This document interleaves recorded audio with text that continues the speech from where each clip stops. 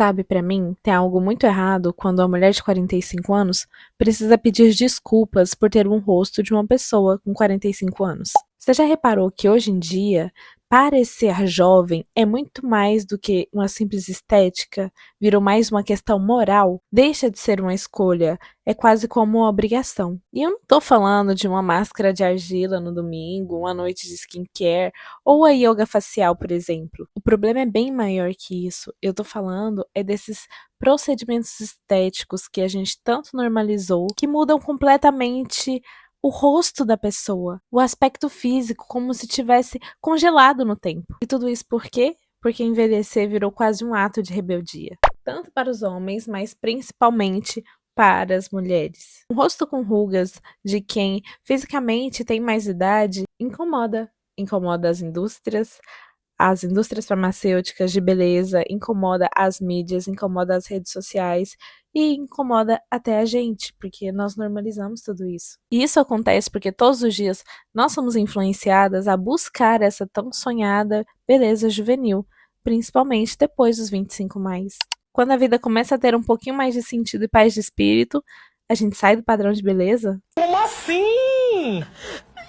Meu Deus! E antes que você me fale que é só uma questão de gosto pessoal, eu te convido a pensar e a se perguntar: será que quem aceita envelhecer tranquilamente, naturalmente, aceitando ali, abraçando os sinais da natureza, é uma pessoa bem aceita? É uma mulher bem aceita na sociedade? Com os pés de galinhas aparecendo, os cabelos brancos despontando, será que terão as mesmas chances? Ou são taxadas como descuidadas? Porque parece que é um consenso comum que nós precisamos ficar jovens e parecer jovens. Parece que ele foi cuidadosamente ali moldado, construído, embalado e vendido para você e para mim dentro de um creme de skincare caríssimo. E tem me colocado para pensar se realmente nós estamos vivendo melhor e buscando ser mais jovens, ou se é só uma questão de estética, se está compensando mesmo banalizar tanto o envelhecimento.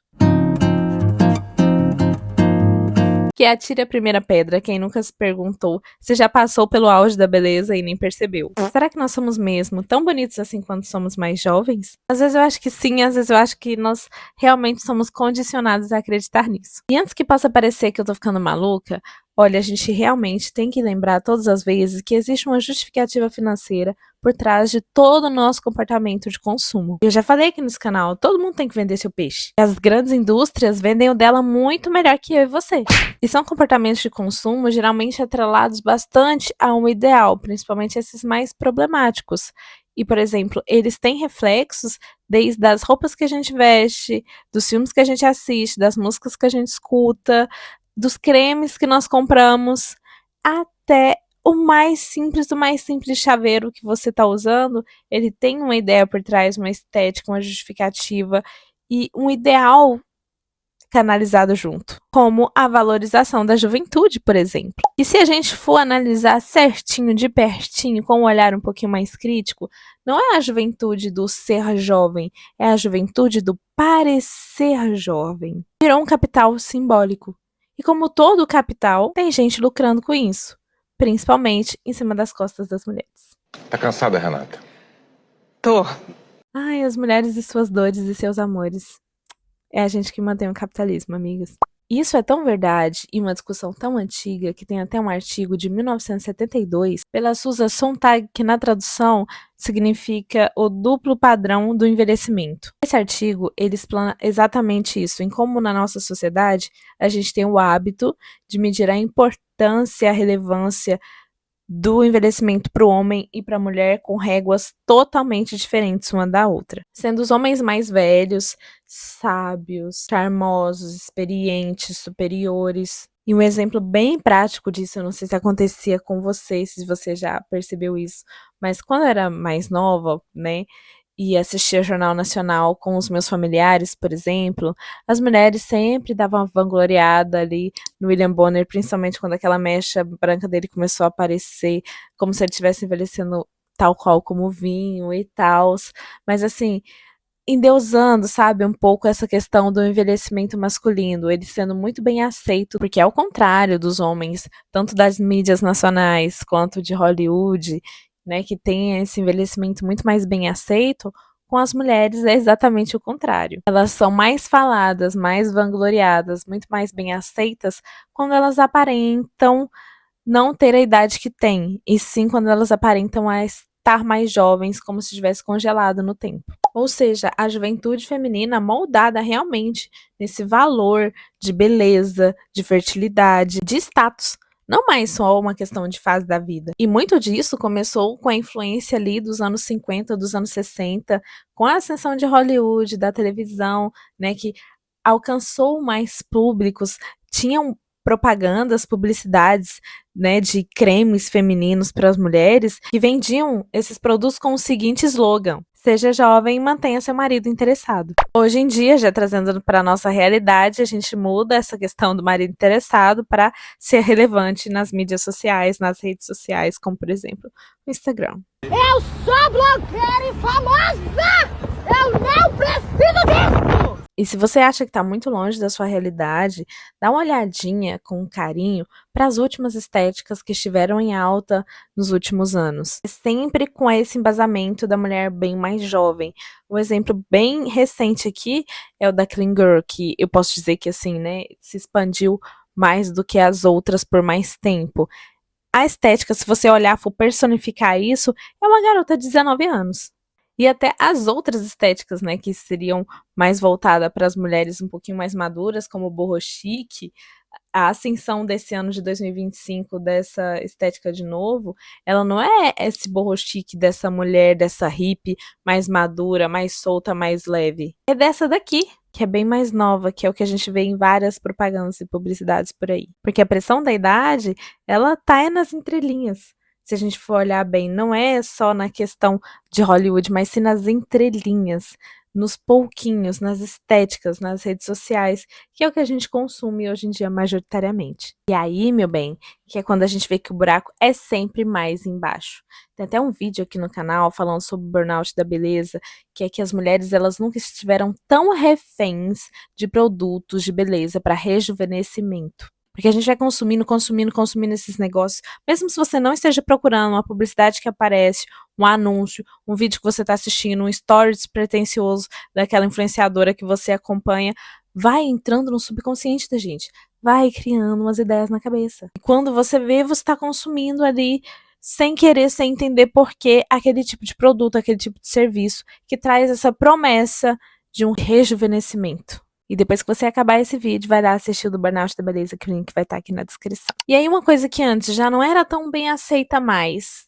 A gente tem essa pressão social em cima e essa influência por trás vai piorando mais ainda, cada dia mais. A gente tem a câmera frontal virando quase uma questão de autoanálise, né, para ver todos os defeitos. A gente tem filtros e mais filtros criando uma distorção de imagem imensa e a comparação com todo mundo, comparação com o outro, comparação com a blogueira que tem uma realidade totalmente diferente da sua e a comparação consigo mesma, em versões mais novas de você mesma.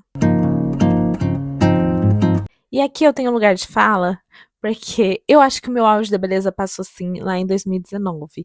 Eu não consigo ficar vendo as minhas fotos na praia de 2019 sem ficar abalada e hoje até chorei um pouco. Mas em minha defesa, eu venho trabalhando isso, essa questão da minha autoimagem também e desapegar um pouco das minhas versões mais novas.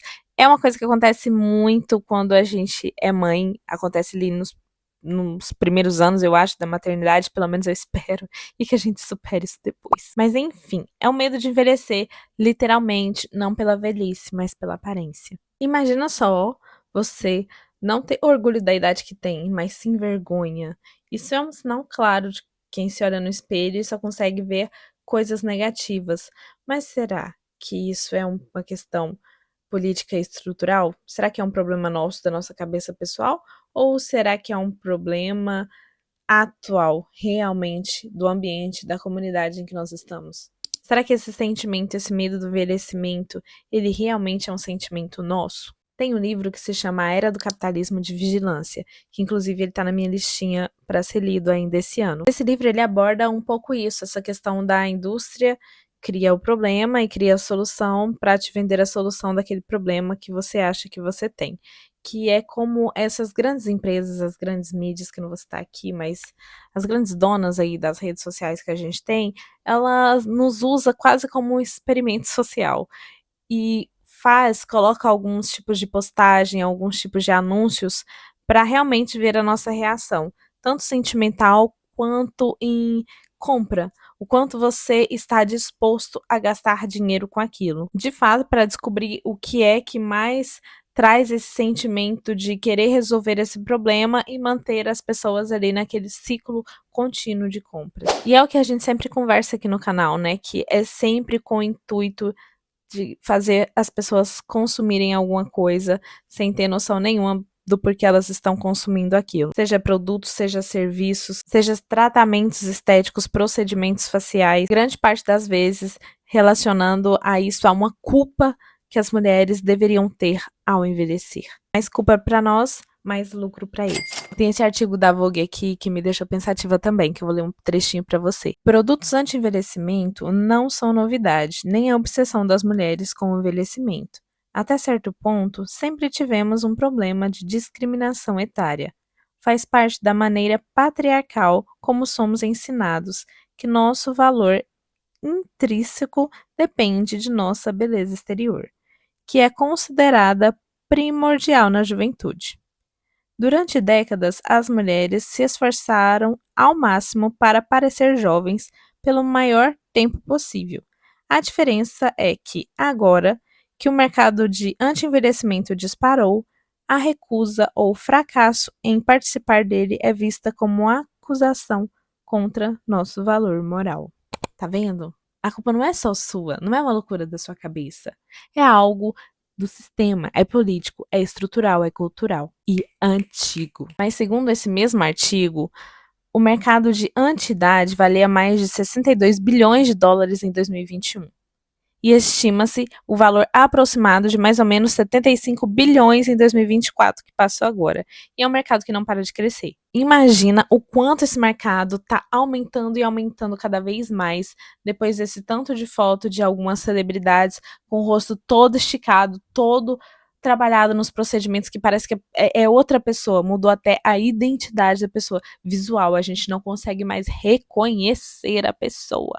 E o mais assustador é que tem outro artigo também, que esse eu vou deixar aqui na descrição, que fala que os estudos mais recentes na Universidade de Cornell, em Nova York, nos Estados Unidos, mostram que ferramentas, né, que faz essa análise digital, sabe aqueles filtros que você faz para você parecer como você seria mais velho, como é que você seria se fosse um homem e tal, utilizando a inteligência artificial? Eles meio que digitalizam o seu rosto e faz a gente, depois que usa o filtro, ver, que efeito legal, aí volta ao que era normal, que você dá de cara com a sua cara ali na câmera, perceber alguns defeitos ou alguns pontos, algumas características do seu rosto que te faz querer corrigir elas, coisas que antes nem te incomodavam ou que são completamente naturais. A gente tem essa influência das inteligências artificiais apontando alguns defeitos no próprio rosto das pessoas. Tem gente que deixa isso passar, mas tem gente que leva isso pro coração e usa como um gatilho ou um motivo maior ainda para fazer alterações e procedimentos, às vezes até perigosos. Eu vou deixar o link desse artigo da Cornell aqui na descrição também. E no meio desse balaio todo, o que sobra realmente, além do medo de envelhecer, é a falta e a desesperança, de fato, de que envelhecer é uma coisa boa. Porque realmente tá raro a gente ver um pouco dessa, não vou falar vangloriação, mas assim, melhor aceitação de mulheres um pouco mais velhas, mais maduras. E um outro dado interessante que quando eu tava pesquisando o roteiro para esse vídeo, estava montando o roteiro, eu encontrei, é que as mulheres acima de 40 anos gastam mais de 22 bilhões de dólares por ano com produtos de beleza. Mas são as mesmas mulheres que não estão nas capas das publicidades, dos cremes, das propagandas, sabe? É sempre uma mulher mais jovem fazendo a propaganda para um produto para uma mulher mais velha. Então a gente vê essa falta de representatividade, como se a mulher, depois de uma certa idade, ela ficasse invisível ali para os olhos do que é considerado belo. E para ser bem sincera, eu achei até disruptivo o desfile de alta costura da Valentino que eles fizeram aqui esse ano no Paris Fashion Week, eles realmente colocaram as modelos mais velhas para desfilar os vestidos, sabe? Mulheres mais maduras.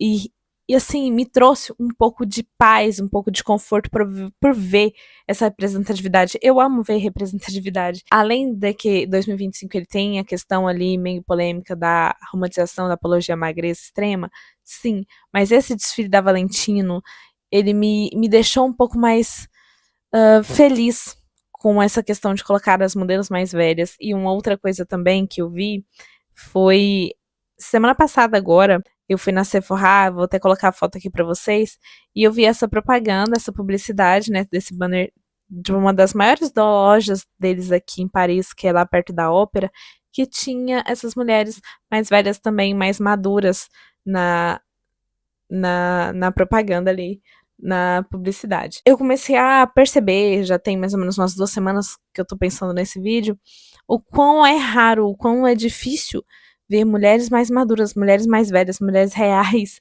nessas propagandas, sabe? Tá ficando um pouco mais difícil. Talvez agora, a partir do segundo semestre de 2025, que a gente já cansou, já explanou, já escumou a boca de falar a questão da juventude, da questão da magreza, da questão da pressão social em cima das estéticas, a gente possa ver um pouco melhor dessa representatividade.